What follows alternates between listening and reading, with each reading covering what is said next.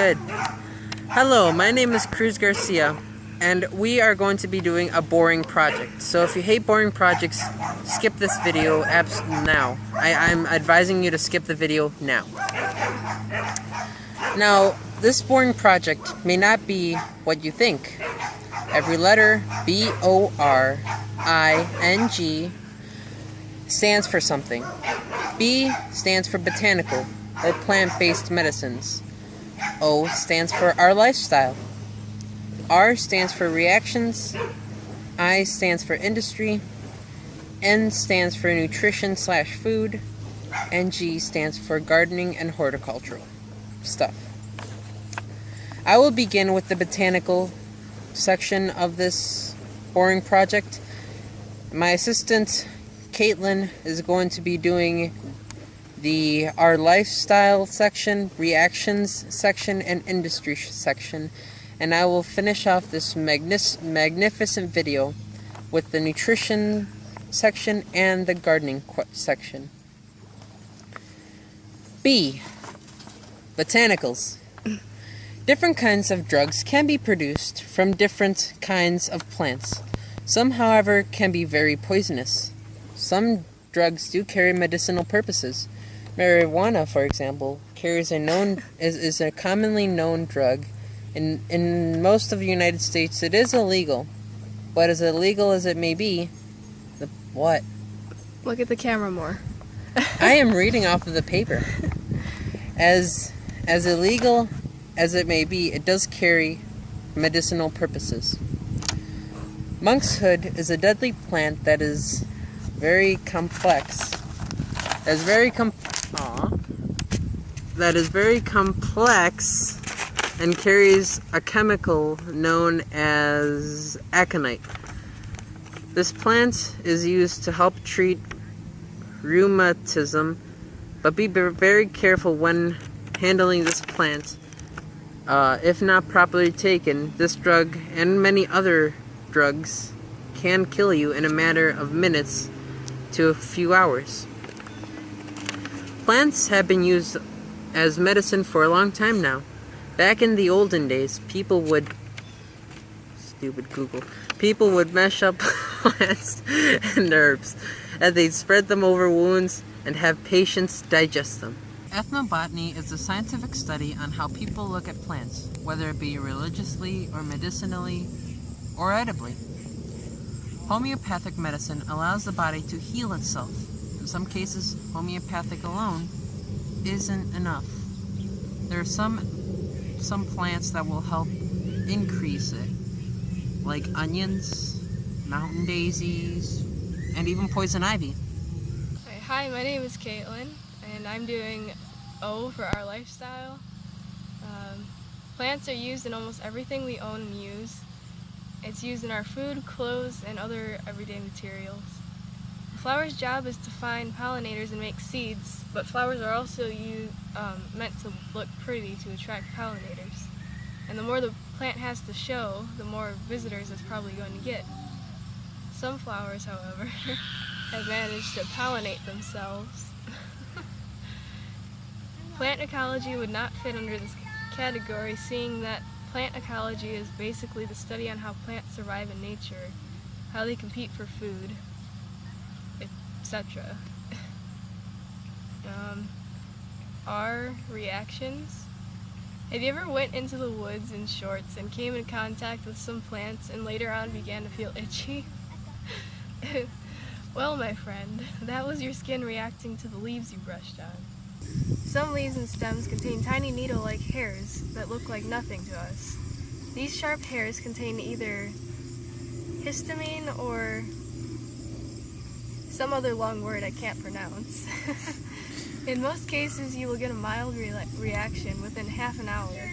If only mild, it might last a couple hours, but till then, you're gonna be itchy and or have hives. You might not know this, but there may be plants in your own home that are toxic and you don't even know it, or in your yard. Either way. That's right, those flowers that you just gave your grandma could have been poisonous and you didn't realize it. Of course, not all plants are poisonous. The following plants are toxic and should be handled carefully. Angel's trumpets, azalea, baneberry, belladonna, black cherry, black locusts, black snake root. Apparently there's a lot of black colored plants. Foxgloves, gloriosa lily, mistletoe, monkshood, moonseed, eye industry. A number of industry places rely on plants. Scientific research on plants are used to improve the plants to make them the best they can ever be. Other scientific laboratories will use plants for medical uses. Believe it or not, there are huge companies that produce millions and millions of flowers to bring them to you in bouquets of flowers in stores. Auctions are held every year for flower industries. All these industries help us economically by mass production. A mass production of corn, for example, will lower the price of corn, and more people will be able to buy it when it's cheaper. Research done with plants will produce hopefully cheaper medicines to help those in need. Most of our food comes from stores, but where do these foods actually start? You must think hard. That tomato in your hand did not grow in the store. It grows outside in the ground. Ooh. Large plantation owners plant millions and millions and millions of seeds and harvest hundreds and hundreds of pounds of fruits and vegetables for us to eat. That big juicy steak you may be eating right now contains vegetables. That the creature that used to be the meat that you're eating could have been a carnivore that ate an herbivore, and as we all know it, herbivores ate vegetables. Most food travels hundreds and hundreds and hundreds of miles to get to the store where you get it. Yet some vegetables may also be local. Go to a farmer's market every once in a while. You'll find local food there. Now don't be shocked, but this next bullet point is going to shock all of us. But the world's chocolate supply is in danger. I know, gasped. It even shocks. It even shocks me. The cacao tree. Whatever, is decreasing 1/3 every year because of the climate changes and diseases. They require hot temperatures. Right now, the country that's leading, that has it, the most cacao trees, is Africa. Believe it or not. This one's gonna be fascinating. I feel like they're gonna be watching Ripley's Believe It or Not because of how many times you say believe it or not. Corn has many purposes. It is widely used across America to feed livestock and is easy to grow. Believe it or not. Corn also makes many food products. Believe it or not. Corn starch, corn meal, corn cereal, corn syrup, corn bread. Syrup. And it can also be used as a fuel source. Here's a little fun fact for you. Did you know that one single corn cob, an average size one of course, can have approximately 800 kernels in all 16 rows? Wow. I did not know that. Okay. Go. G. Gardening and horticulture.